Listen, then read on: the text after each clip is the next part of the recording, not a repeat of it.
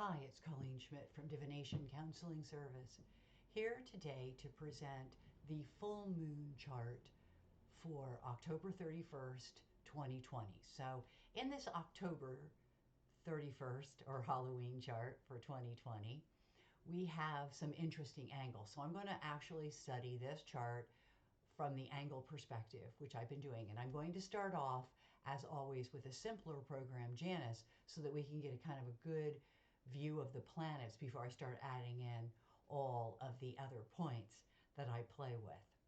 So before I begin, I want to thank all of the people that have been subscribing either to the newsletter, the website, or the YouTube channel. Thank you for allowing me into your lives. And if you would continue to spread the word, share, and let's get more people on the astrology train, if you will. So, without further ado, let's look at the October 31st, 2020 full moon. Before I begin, I just want to point out that full moons, new moons are what we call cyclical. They actually occur every month and they make great predictive charts. But I want to point out that they actually are predicting times that go a little bit beyond that. In other words, this chart's probably already starting, even though it's the 26th and this doesn't really happen until the 31st. There are elements of this chart that are already cycling in. They mingle with our new moon chart. When astrologers look at them both, it's kind of nice to even compare them because they're each telling different chapters of the same story.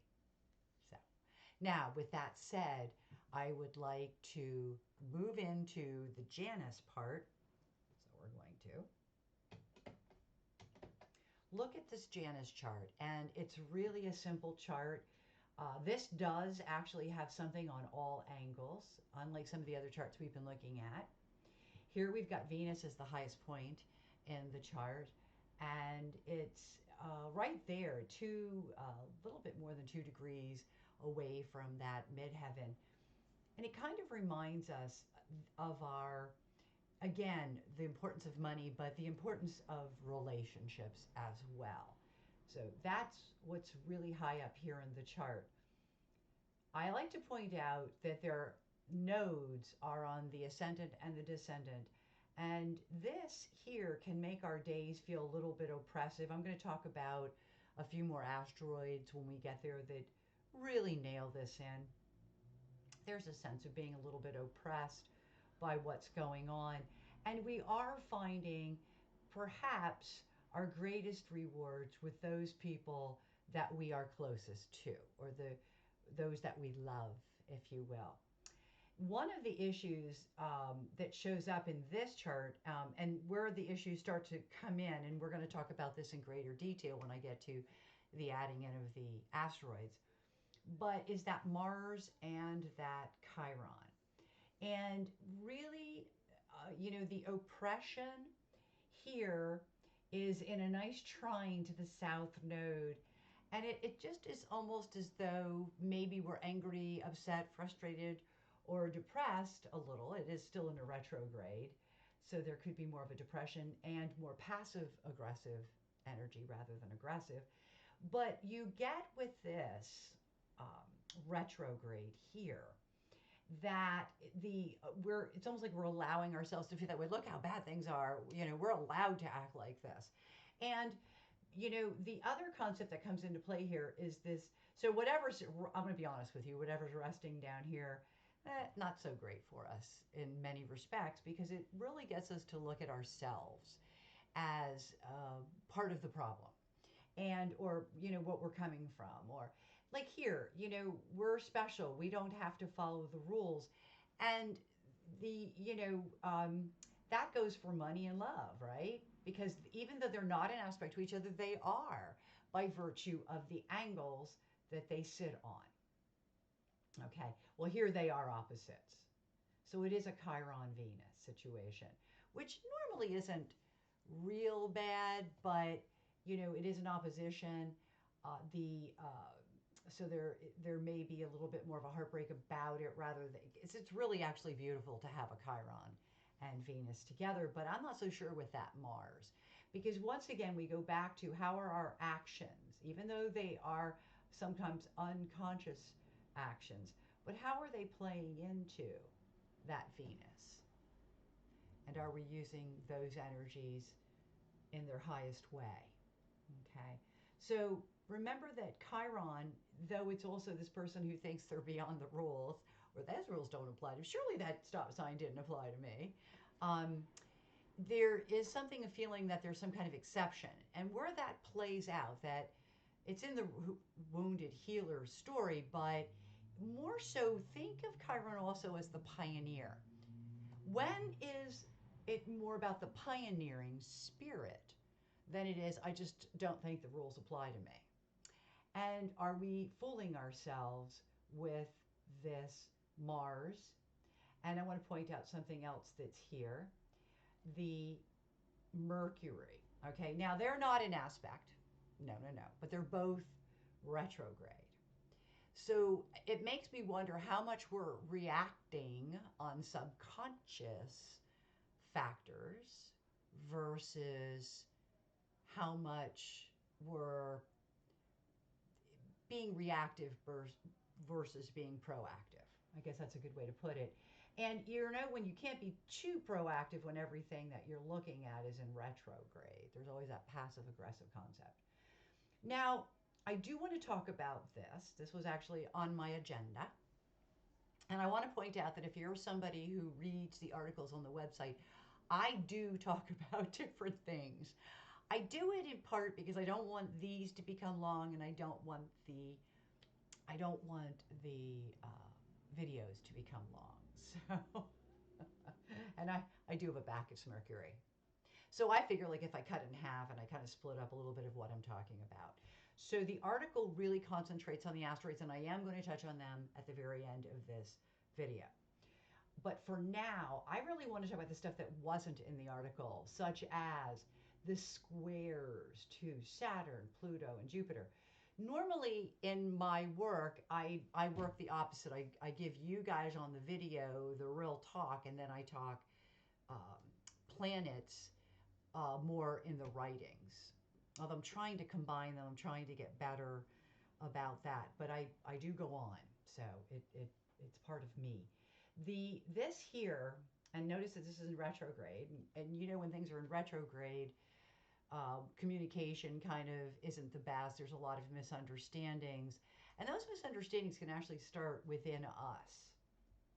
But they also square the Saturn Pluto. We want to expand so badly, Jupiter coming from the first. And I'm going to go with the activities of the day. That we're not thinking about the fact that I keep saying people want everything open. Yeah, but who's going to go? People are afraid. I think that you can try to make people feel safe, but there's, even within myself, there's a sense of if I don't have to do it, why bother? I'm a person who loves to eat out in restaurants, and I can't say that I haven't since the pandemic. I have, but not like I used to. I'm quite content anymore with takeout. So, although I cook, but I just as an example, I want to point out that we are and have to change how we do things. It's a part of our healing and humanity. It's going to be part of our healing in terms of what we value in life, what's really, really important. It also talks about our structures. Okay, and this particular Pluto um, is, more transformational. That's the planet, the outer planet, that really speaks to us about these generational changes that are occurring, this once in a lifetime type, or once in 100 years, or in this case, it's a long cycle, Pluto. So I think it's 200 and something. We're actually coming to a Pluto return coming up, and I should look that up and all of that. It's a long time, Pluto, though, till it goes through one thing. And it might be 144 years, and we might be on the second pass of this. So it's something of that nature, but it's a long cycle. We're seeing something with the connections of all these planets that isn't going to be visible to everybody and all the time. These are not common, normal. This is a change of an age. And in that change of an age, we are changing what's most important to us or what we value. Okay. Pluto Saturn um, is heavy duty about money. Saturn is about structures. Pluto is about like banking and insurance and all those things that we really can't or we just don't always have the best control over. Debts, oh yeah, you know. And you think about this, how do debts affect us? You know, an interesting concept here, and I really believe this because I've been somebody who's really dealt with some financial stuff in my own lifetime, and I've pulled out of it okay. I always thought I'd be in debt for the rest of my life because that's how bad it was. But the reality is that we have to look at the whole concept of debt differently. And we don't want debt because when you don't have debt, life is so much freer. You know, pandemics are bad, but they're worse if you have debts. So that's a good reminder of that. This is 10 minutes off of the Aries point. So this transformation is happening throughout the world. There's a breakdown, particularly of financial situations. I'm going to talk about some other things, new beginnings. Interestingly enough, this full moon does take into effect our government. And the Pluto does indicate change. So um, I'm a Democrat, sorry guys. So I just have to say, and I'm hoping it does mean change. So very strong indicator. But I think as an astrologer, I want to mention that it's a much bigger change than just government. It's a consciousness and awareness. The other thing I want to talk about here, the final big important concept I want to talk about, because I did talk about oppression, but you know, loved ones. I want to talk about Uranus moon. And I want to talk about restlessness, anxiety. I want to talk about uh, erratic behavior. I want to talk about emotions that come from nowhere. I want to talk about a public that is not going to be settled. Okay? Not with that conjunction to Uranus. And, you know, it again reiterates that the moon, the general population, wants to be free of something, and that something requires change. It is again retrograde. Okay. And I always like to point out that in a retrograde, things are maybe not as obvious. That you're driven, if it were a natal chart, you'd be driven by something more internal when that is in retrograde. So it's something that just drives it. Well, something is driving this moon energy. Look at this 3 minutes apart. You know, they always say in astrology that the stronger, the closer, the stronger, the closer, the stronger. People, keep your emotions in check. It's some of the emotional wounds or scarrings, or, you know, I think I'm special. You know, again, this is in the fifth house. This is the house of self expression. And I do believe erratic behavior, and maybe a woman is going to surprise us. Maybe there's something concerning a woman in general as well that comes to our attention in our lives. So, again, this is in our lives. We need to pay attention to that. That's an interesting energy, literally 3 minutes apart, probably the strongest, one of the strongest factors in this chart.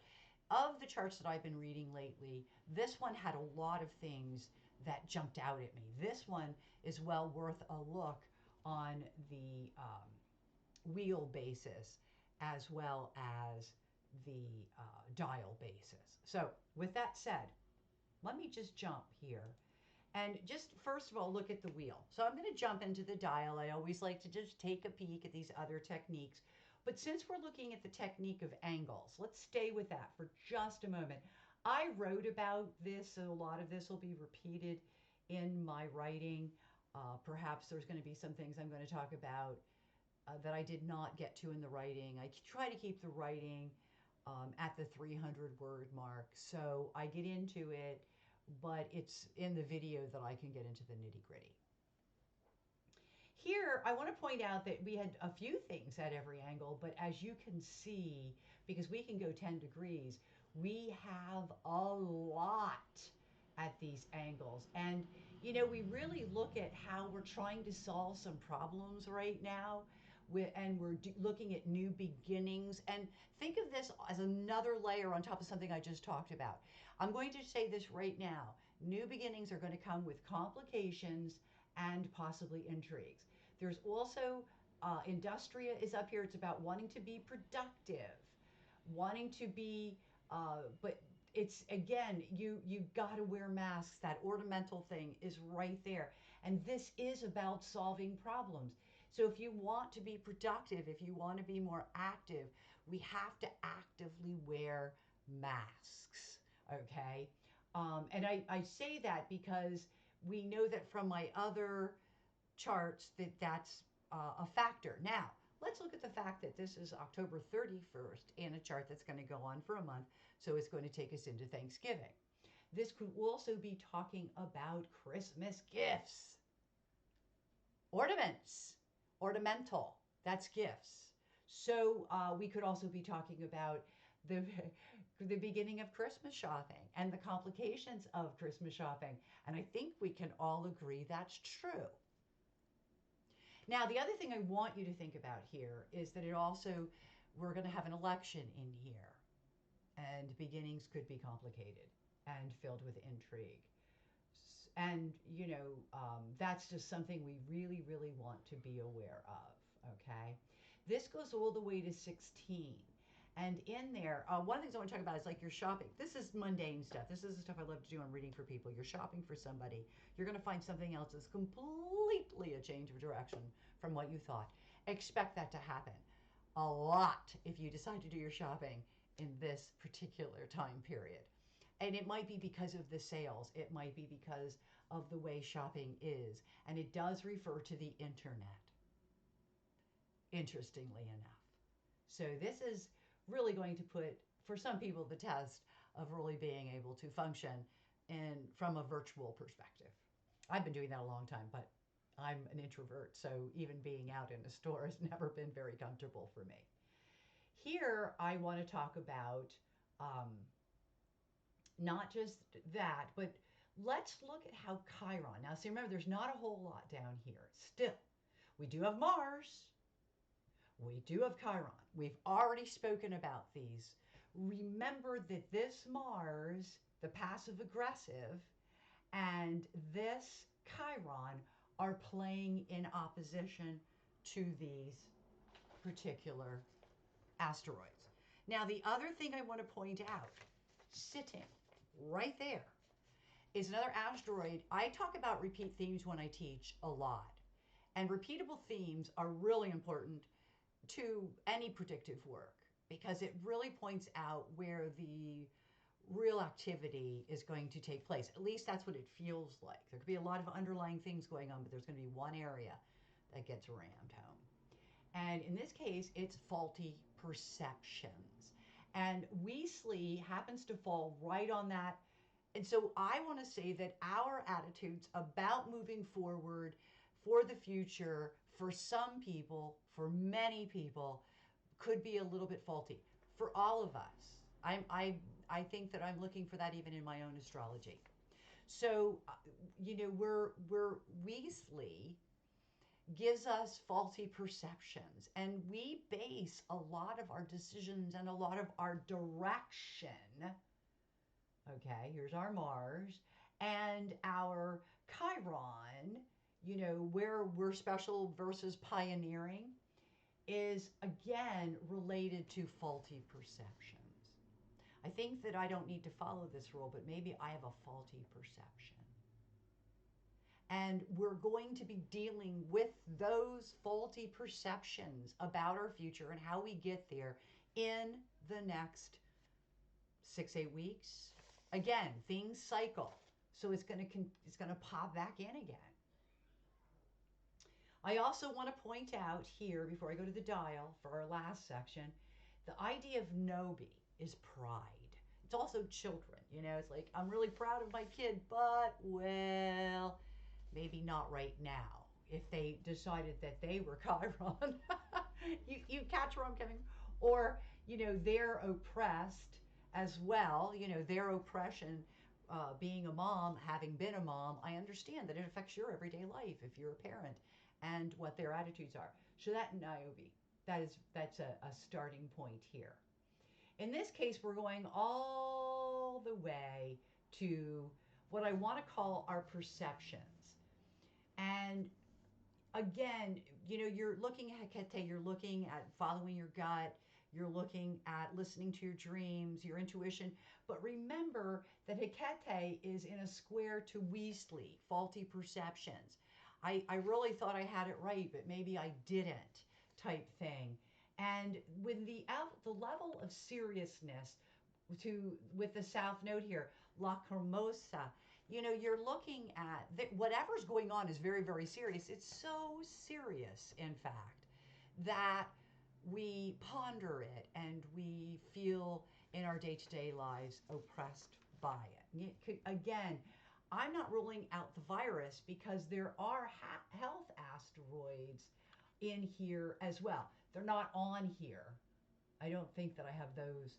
I have others in here. But Chiron is a health aspect, by the way. Chiron is definitely a health aspect. But I also saw, and again, there's more than what I have up there. So there are more. Here's another health thing, but it's from the 9th at 11 degrees. Squaring, remember this? The moon and Uranus. So we go back to, when something's in the 9th house like that, what do we know about it? What do we know about it? And so, you can't ignore the health concept of what's going on right now in light of this chart, even the way we're looking at it. The other thing I wanted to look at here, that I think is full of stuff, is the ascendant comes up with that lacrimosa. It also comes up with, because we go to 26 degrees, a memory. Okay, so it really again brings me back to, are we looking at doing lockdowns again? Here we go again for the Industria, or shutting down, or are we just reflecting that Europe is doing it? I mean, it's already happening. Remember, this chart is already in effect. But isn't that interesting that that is a concern? And Cupido, again, houses. But remember that this is not an aspect to that. So having that in that first house, there's a fear of that. But is that really going to happen? Well, we'll have to see how this south node plays into it, but that does not. One of the things about reading so much in a chart is it's really easy to kind of start grabbing things that we don't probably need to grab. At this point, I do want to look at the descendant. We have only a few things here, but they're very important because it reminds us, North Node, that our connections, dealing with the people that we're around, sometimes we're triggering each other's wounds or pain, that we are enabling each other to overreactive behavior. That overreactive behavior sows confusion. Here I go, I'm going outside of that realm again. But it's important because they are still an aspect, even though one is an angle and one is not. So when you read something like that, it's not in the picture, it's still there. It's just, it's dynamically a little lesser in the overall picture. You wouldn't put a big shadow, wouldn't put a big light on it, but you would note that it was still in the picture. So before I go here, and I'm going to move on into the dial, I like looking at the dial, and since we've been really working with the sun and the moon, I want to go to that sun, moon, Uranus point. And I want to point out, this is where I pull in Cupido. You notice that Cupido, when you pull, because of, and look at this, Orpheus, okay, oh my goodness, Not Orpheus, I'm sorry, Ophelia. Orpheus is right here, though. I just want to point that out. And then look at the health asteroid, too. So, again, I think that's where the health asteroid came in, and I did pull that in. And because I do a lot of prep work before I get to the video, I oftentimes am jumping on myself. So I just jumped ahead. The Sun Moon Uranus is very, very interesting because it does kind of show here that we have to be careful of. We're learning a lot, okay? And Poseidon is knowledge, but Poseidon is also propaganda. And this Apollon, business propaganda, is something to ponder, if you will. And again, remember Chiron's role was so active in the chart itself. The are we playing by the rules? Are we pioneering? There's where I found the Cupido ascendant. I pointed it out, but I was ahead of myself. That we really are looking at not just that the sun and node, the node, south node and north node fell on the ascendant descendant, but also the fact that Cupido makes a formation with the ascendant. It's a midpoint when we look at the sun, Uranus, moon, which is huge. Huge. Really, things are going to just be so unpredictable. People are going to be overreactive. So please be aware of that. Restless, overreactive, stressed out. I go on and on and on. Not this is not a great time unless you're going to use the opportunity to channel that energy into something else. Study astrology. Honestly, do something, computers, something that will take up some of that energy. There's a lot of overreactive behavior. Now, what you would do mathematically is take 22 from this. So if I took 22 from this, I'm going to end up with 16 and then 30 off because it's 22, 30. So it would be 16, 21. Okay, so about there. And I'm going to go by the minute and back it up. Okay. And again, I'm keeping with really tight orbs. I mean, you could really open this out, but look what happened. I just pulled in the nodes. I just talked about our encounters.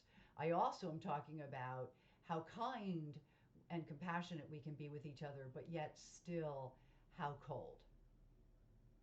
So we really, again, want to look at that. Remember that Venus was a high point in this particular chart. These are our connections. Look at how important they are and how they're beginning now to pull in from another ascendant, vertexual ascendant. You can see that the Aries point is being pulled in through that ascendant. And with that said, it is equaling, and I'll just pick out a few things here that, because I know that we don't have a lot there. We only have Artemis there, which is an asteroid of animals, wildlife, which I think would help us right now. Truly, I think if you're going to meet people, meet them outside, and I think that that could be that. But it's also pets, animals, but that is where, oh, you know what? I did it wrong. It shouldn't be 15. I just saw that. It should be, oh, look at this. Oh, better yet. Oh my, I am terribly sorry. How about that? Let's go by minute. Look what I just pulled in. Because the number we were working with was 38. 38. So probably a lot of people caught that before I did. Oh my, even better than that. No, this. You can tell this is the first time I'm doing this. I admit it. But look at this. Midheaven Mercury, midheaven Saturn. Really, I think that it is going to be more about communicating, and we are going to feel more restrictive. We are going to feel that pressure. Now we're pulling that in. And here we're feeling more restrictive, but more responsive. There's a lot more responsibilities. Wow, I'm glad I found that. I mean, it would have been, it's one of those things I probably should have done the chart. I should have done the whole thing over, but I'm not doing that. But what a great look at this too. Chrono, there's going to be a lot of strategy related to credibility. To remember, an election is going on. Look at this politic thing. There's a lot of politicking about Chronos. We are coming to the end of the election. Remember, this chart is still in effect, but it also is a reminder with that Arachne and Clotho up there that I don't think the beginnings for the next president will be that easy. And that would happen no matter who won. But I think that that's almost a clarifier of who will probably win. So at least, again, that's how I feel. There's a lot of pressure in the public. You know, we saw that node moon, node sun, okay, only 1 degree off of this. So ironically, depending on what kind of astrology you are, you also could include them. I didn't because I really want to nail this thing closer, but they're not out of the realm because of the midheaven Mercury, because that's news, and because the midheaven Saturn is a little bit of a restriction. But then we go to that Chronos Poseidon, where you look at that. I'm sorry, Chronos. Poseidon is with Neptune. Please be careful of what you're hearing. This is actually what I expected to see when I was looking at and I saw that with Apollon. No, what I want to say is, and I'm going to keep saying it, is please, please be careful where you're getting your news. There is a lot of propaganda out there.